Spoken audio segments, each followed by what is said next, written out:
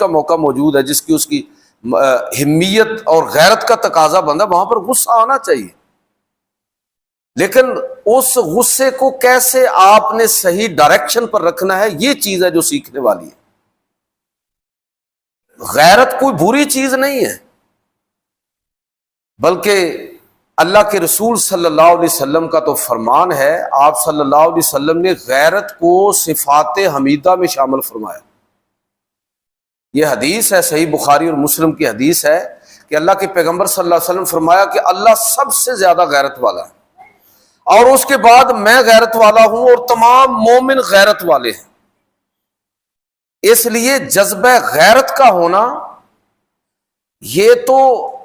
اللہ کی، اللہ کے رسول کی اور اہل ایمان کی صفات میں سے ہے، صفات حمیدہ میں سے ہے، ایسی صفات کو جس کو اللہ کے رسول صلی اللہ علیہ وسلم